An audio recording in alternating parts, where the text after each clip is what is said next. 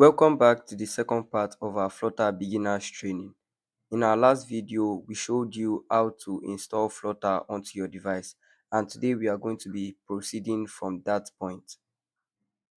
So we ended the last video while my Flutter SDK was still downloading. Today we are going to continue from that exact point, finish the Flutter setup, install Android Studio and also an Android emulator, and then create our very first Flutter project to build an Android application. So come on with me. Quickly, I'm going to fast forward this downloading process and go on to where the Flutter SDK has finished installing.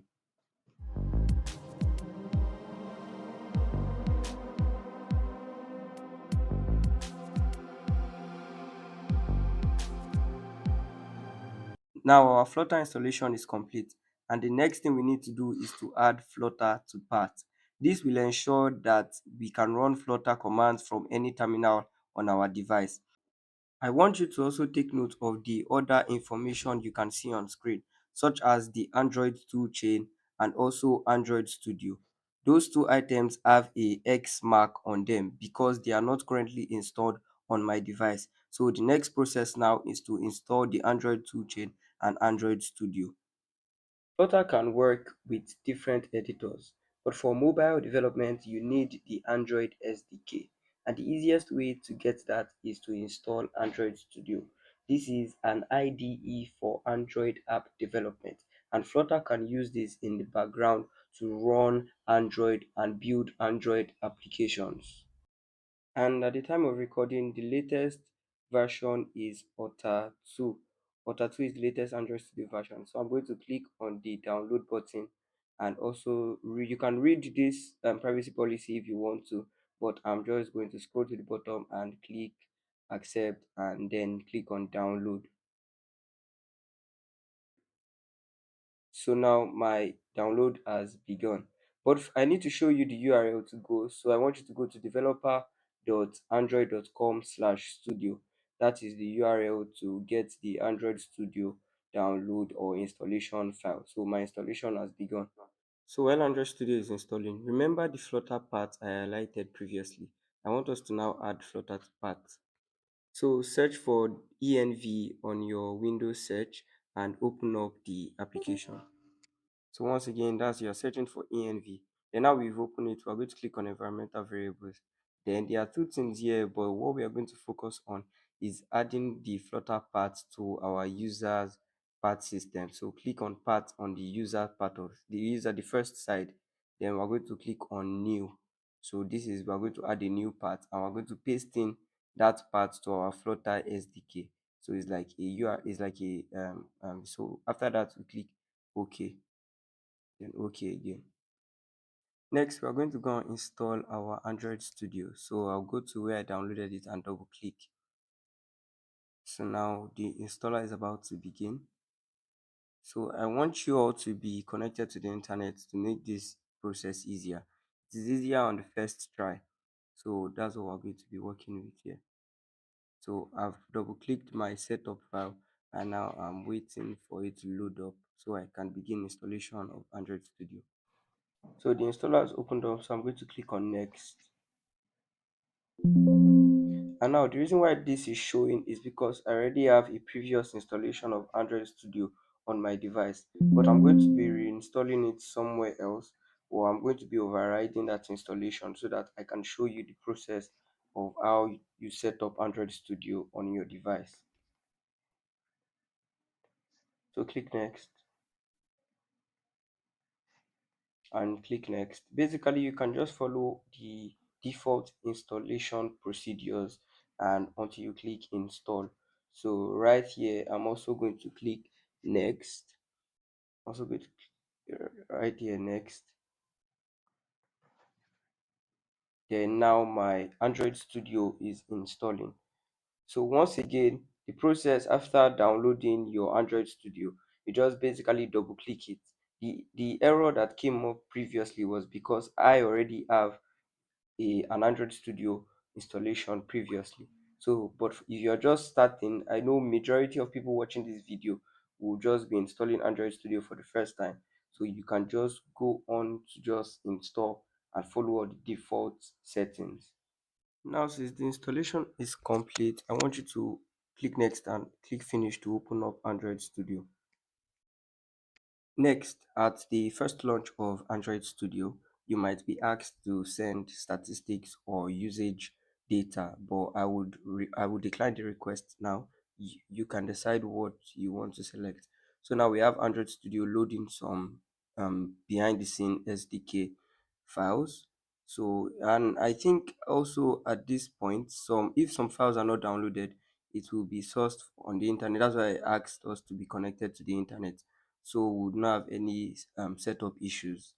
So now my Android Studio is loading the required components, and very soon I'll be able to open and create an app. Okay, so now we have the setup for our Android Studio. This is the first setup that shows up, and this setup essentially helps us to set our SDK, our emulator, and I'm going to click next.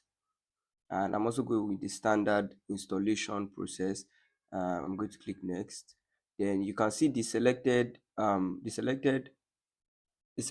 options there are the things that are going to be installed when we proceed with this installation. So I'm going to click next, and we can see the breakdown here, the amount of data that is going to be required, and I'm also going to click next. You can use this data to essentially make sure you are ready for this installation. Then I'll click next. Then here also, these are the behind the scenes required, and also like the kind of agreement. So I'm going to select accept and next. Once your installation has completed, you should be brought to a screen like this, and I want you to click Flutter, and we are going to create a new Flutter project. So click Flutter as a provider. Then also I want you to click here and select your Flutter SDK. This is the Flutter part that we added to the environmental variables previously. So I want you to click on it, go into the bin folder. That part is what we are going to select and also add into Android Studio. Now, after adding your Flutter SDK part, I want you to click on next. We are proceeding with the setup. So click on next so that we can create a new Flutter app or a new Flutter project. So once again, add your Flutter parts. You can remember remember the part you added to your environmental variables. That's the same part. Then click on next. Now I want you to name your Flutter project. It's like the name of your app. So you can give yours a name. Also, you can give your application, you can change the project, the folder where your application is stored, but I'll be leaving mine just there. Next, you can put a description on your application. For instance, if you're making an app for a university, so you can put, let's say, this is an Harvard University application, something like that, just to describe what the application is about. You can also select different formats of Flutter projects, but we'll just leave it as application. And then you can also add what we call the sort of like website, but you're going to put the website in reverse. So if my website was google.com, for this place here I will put com.google, that's com.google instead of google.com. And you can also pick the language that you would be used underlying in Flutter, and then you can select Android, iOS, or whichever other platform you want. And also if you are offline, you can choose offline, but I will just continue with this and click next and create the project.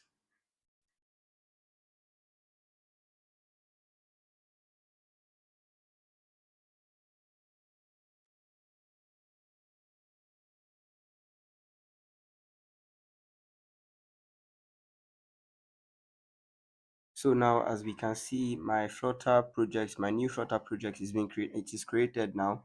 So now this is my first Flutter project that I'm showing you guys. We have installed Flutter, we have set it up, we have also set up Android Studio. And the next thing will now be to set up or to use our emulator to run our new application on our emulator. Okay, I'm glad I ran into this issue. We can see no connected devices. This is simply because my emulator was not properly installed. So now I'm going to have to reinstall my emulator so we can run our app on an emulator.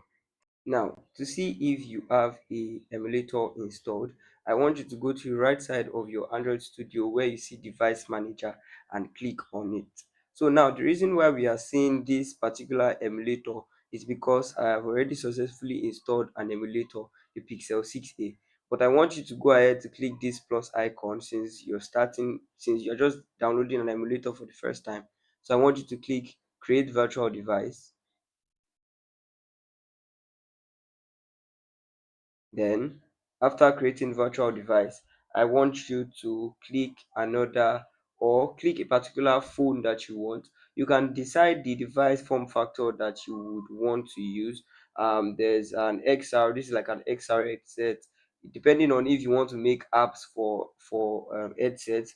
Automotive, maybe for cars, if you want to build applications that will be used in mobile cars. Also, you can make apps for TV, for desktop. This is like the what is it called now, for a laptop or something like that. Then a Wear OS is like a watch, mostly for Google kinds of watches. So you can basically download any emulator of your choice for any device. But I'll be going ahead with a phone, with the phone option, and then I'm also going to select the kind of phone I want to download. I'm going to go with Pixel 7a. You can go with any of these higher versions. I'm picking 7a because of my experience. I see that Pixel 7a, it is very conformable to my screen size, my own device screen size. That's why I'm going for Pixel 7a.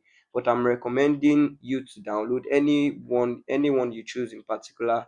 You can see the height and the size like here. You can, or okay, let me just even go ahead and pick the Pixel 9a. So once I've selected the Pixel 9a, I click on next. Then it's going to load the system image. So you can name your device here, but I'm just going to leave it as Pixel 9a. If I choose, I can name it I can name it this, but I'm just going to go ahead and give it the Pixel 9a. Then also the selected you should leave in is your choice, but I'm going to leave in the default options here that's already been chosen by Android Studio. You can see on the right side of the screen here that the total size, the total amount of the total storage of what will be installed is a 1.8 gig system.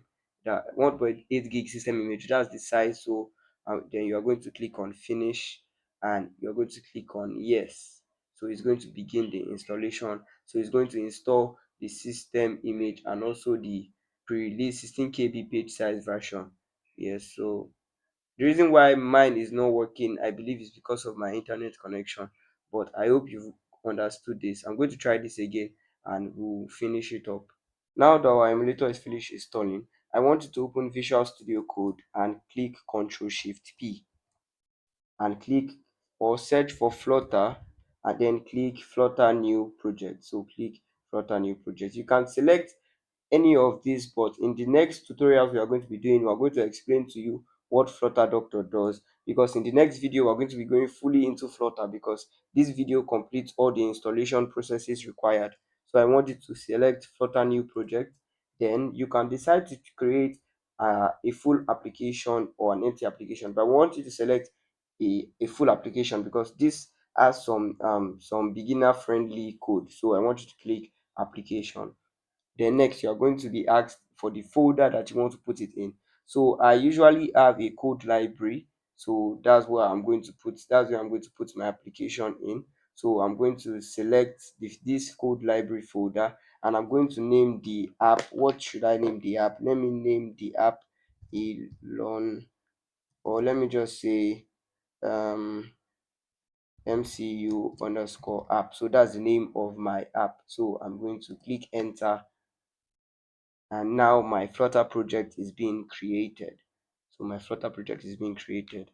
And once the project is completed, we will have all our folders, all our files required to run Flutter.